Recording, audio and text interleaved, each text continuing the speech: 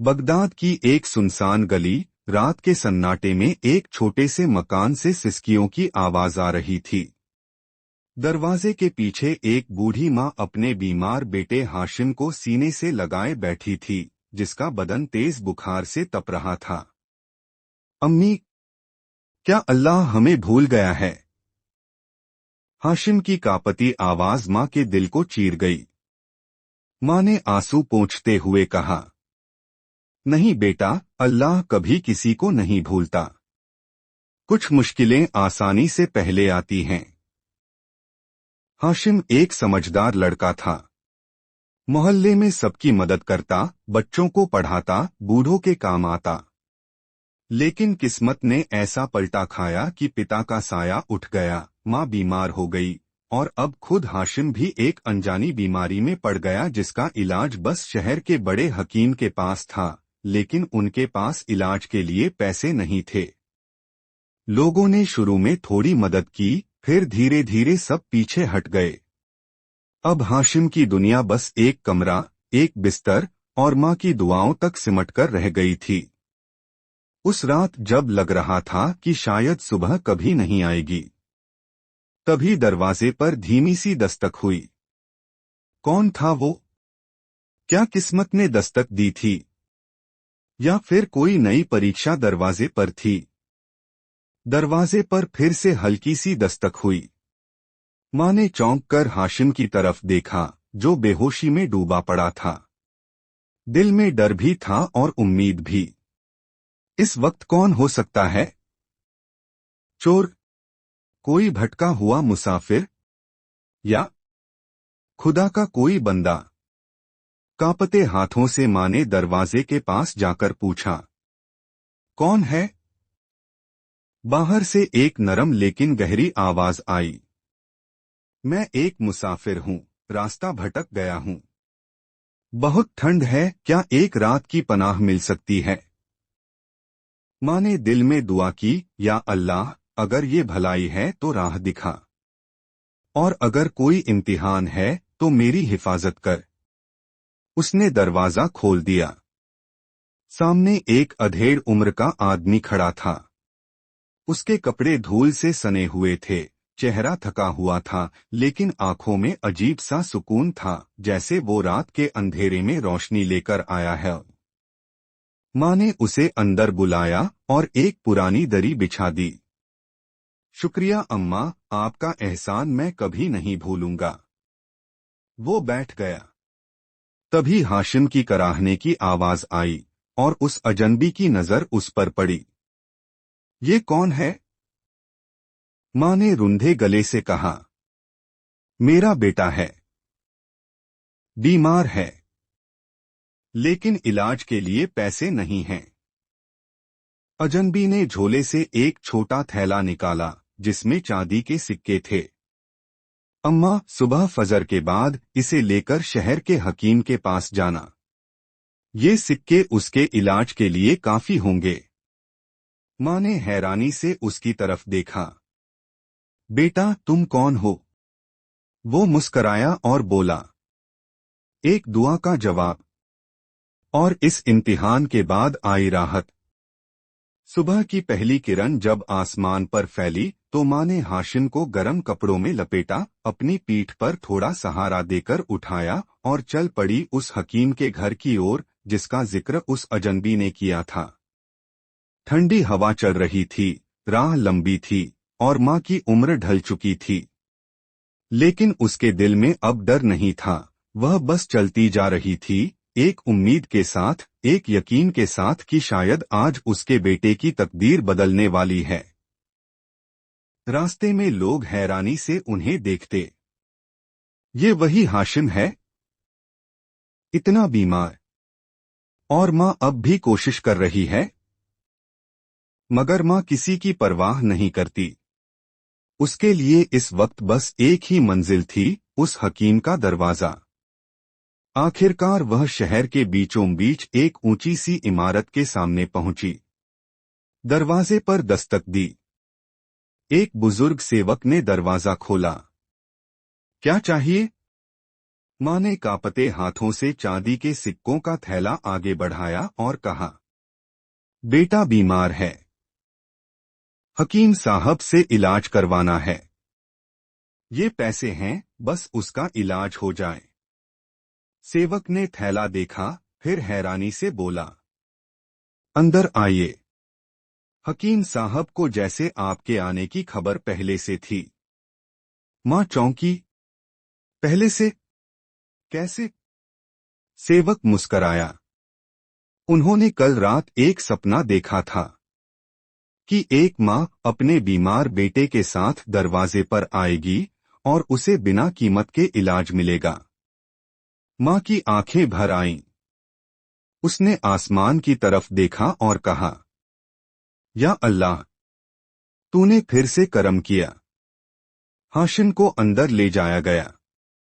हकीम ने मुआयना किया और कहा, इस बेटे को सिर्फ दवा नहीं, दुआ और ममता की ताकत चाहिए।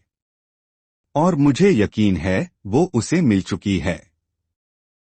हकीम साहब ने हाशिम की नब्ज देखी, माथे पर हाथ रखा और गहरी सांस लेते हुए बोले, बुखार बहुत तेज है, लेकिन जान का खतरा नहीं है, अगर वक्त पर दवा और देखभाल मिल जाए। माँ ने रूंधे गले से पूछा, क्या मेरा बेटा ठीक हो जाएगा? हकीम ने मुस्कुराकर कहा, इंशाअल्लाह, लेकिन उसके इलाज में सबसे बड़ी दवा आपकी दुआ है, जो पहले ही काम कर रही है। हाशिम को एक मीठा सा शरबत पिलाया गया। कुछ घूंट नीचे जाते ही उसके चेहरे पर थोड़ी हरकत हुई, जैसे कई दिनों से बंद रोशनी की खिड़की फिर से खुलने लगी हो। माँ ने आंसुओं में भीगी आंखों से आसमान की ओर देखा। या रहमान, तूने मेरी पुकार सुन ली। 3 दिन तक हाशिम गहरी नींद में रहा। माँ उसके सिरहाने बैठी तस्बीह करती रही। हर पल हर सांस में उसने सिर्फ एक ही बात दोहराई, हर तकलीफ के बाद राहत है। मेरा यकीन तू कभी जाया नहीं करता, या अल्लाह। चौथे दिन सुबह के वक्त हाशिम ने आंखें खोली। उसका चेहरा कमजोर था, लेकिन आंखों में जान लौट आई थी। अम्मी, उसकी धीमी आवाज ने माँ को जैसे जिंदगी वापस दे दी। बेटा। माँ उसे सीने से लगाकर रोने लगी। हाशिम बोला, क्या मैं बच गया? माँ मुस्कराई, नहीं बेटा, तुम तो अल्लाह के करम से जीत गए। अब तुम सिर्फ जिंदा नहीं हो, अब तुम बदल चुके हो। हकीम ने कमरे में आकर कहा, अब ये नौजवान सिर्फ जिंदगी नहीं जिएगा, बल्कि दूसरों की जिंदगी भी रोशन करेगा। ये तकलीफ यूं ही नहीं आई थी, इसका कोई मकसद था। हाशिम ने धीरे से पूछा, कैसा मकसद? हकीम ने आसमान की ओर देखा और कहा, ये वही जानता है। लेकिन हर परीक्षा के बाद जो बचता है, वो सिर्फ जीता नहीं, वो किसी और की राहत बनता है। कुछ हफ्ते बीत गए। हाशिम अब पहले जैसा नहीं था। उसका चेहरा उजला हो चुका था और उसकी आंखों में वो नई उम्मीद और आत्मविश्वास था जो सिर्फ एक जीवन की दूसरी बार शुरुआत करने से ही मिल सकता है। माँ भी अब पहले से ज्यादा शांत और सुकून में थी। उसकी चिंता और डर अब कहीं खो गए थे, जैसे कोई भारी बर्फ का पहाड़ किसी ने हटा दिया हो। दोनों माँ बेटे के बीच एक नई समझ और जुड़ाव था, एक विश्वास कि अब जो भी होगा वो अल्लाह की मर्जी से होगा और कोई भी दर्द या मुश्किल कभी भी नहीं आएगा जो उन्हें तोड़ सके। एक दिन हाशिम ने अचानक कहा, अम्मी, मुझे कुछ करना है। मैं सिर्फ जीने के लिए नहीं हूँ, मैं किसी और की मदद करना चाहता हूँ। माँ ने उसकी बात पर सिर झुकाया और कहा, बिल्कुल बेटा, तुम जैसे लोग कभी खाली नहीं रहते। जो खुद को बचा लें, वो दूसरों की मदद भी करते हैं। तुम्हें अपने रास्ते का पता खुद मिलेगा। हाशिम ने घर के बाहर एक पुराना लकड़ी का तख्त रखा और लिखा, मुफ्त शिक्षा किसी भी बच्चे को जो पढ़ना चाहता है यहाँ आ सकता है। कुछ ही दिन में मोहल्ले के बच्चे उस तख्त के पास इकट्ठा होने लगे। वे हाशिम से पढ़ने लगे, उसे अपना गुरु मानने लगे। हाशिम ने उन्हें न केवल पढ़ाया बल्कि जीवन के कठिन पाठ भी सिखाए, कैसे मुश्किलों से न भागें और कैसे किसी और की मदद करना सबसे बड़ा दीन है। गली के लोग हैरान थे। क्या ये वही हाशिम है जो कभी बिस्तर पर पड़ा हुआ था? अब ये बच्चों को पढ़ा रहा है। लेकिन हाशिम ने कभी किसी से इस बारे में बात नहीं की। उसने किसी को नहीं बताया कि किस तरह उसने खुद को फिर से पाया। वह जानता था कि ये सब उसकी माँ की दुआओं और अल्लाह की रहमत का नतीजा था। एक दिन वही अजनबी आदमी जो हाशिम के जीवन में आया था फिर से उसी गली में दिखा। हाशिम ने उसे देख लिया और दौड़कर उसे गले लगा लिया। आप तो वही थे जो मेरे जीवन में आए थे, जैसे किसी फरिश्ते की तरह। अजनबी ने मुस्कराया और कहा, मैं बस उस दुआ का जवाब था जो किसी माँ ने अपने बेटे के लिए मांगी थी। अब तुम वही हो जो दूसरे लोगों के लिए दुआ बनोगे। हाशिम ने सिर झुका लिया और कहा, आप सही कहते हैं। अब मैं वही बनना चाहता हूँ जो मेरे जैसे किसी और की मदद कर सके। वह एक प्रेरणा बन चुका था। उसका जीवन और उसकी दुआएं उन बच्चों के लिए उजाला बन चुकी थीं जो पहले किसी रास्ते पर नहीं थे। वह केवल उन्हें किताबों के ज्ञान से नहीं बल्कि जिंदगी के सच्चे पाठ भी सिखाता कि किसी भी मुश्किल का सामना कैसे किया जाता है और सबसे बढ़कर दूसरों के लिए दुआ करना कितनी बड़ी नेमत है। माँ जो हमेशा अपने बेटे के साथ खड़ी थी अब गर्व से उसे देखती। उसकी आंखों में वो आत्मविश्वास था जो किसी ममता की दुआ के बाद ही आ सकता था। एक दिन हाशिम के पास एक बच्चा आया। उसका चेहरा डर से कांप रहा था। हाशिम ने उसे देखा और पूछा, क्या हुआ, तुम घबराए हुए हो? बच्चे ने रुंधे गले से कहा, मुझे स्कूल जाने के लिए पैसे नहीं हैं। मैं पढ़ाई कैसे करूंगा? हाशिम ने उसकी आंखों में देखा और फिर मुस्कुराते हुए कहा, तुम्हारे पास तो एक खजाना है। तुम्हारे अंदर छिपी हुई क्षमता और मेहनत। पैसे की कोई बात नहीं, अगर तुम्हारे पास मेहनत और ईमानदारी है तो अल्लाह खुद रास्ता दिखाएगा। हाशिम ने उस बच्चे को अपने साथ रखा और उसे सिखाया। धीरे धीरे वो बच्चा भी पढ़ाई में आगे बढ़ा और अब वह हाशिम का एक छोटा सा साथी बन गया। समय बीतता गया। हाशिम का स्कूल बड़ा हुआ और अब वह कई बच्चों की जिंदगी को बदलने का जरिया बन चुका था।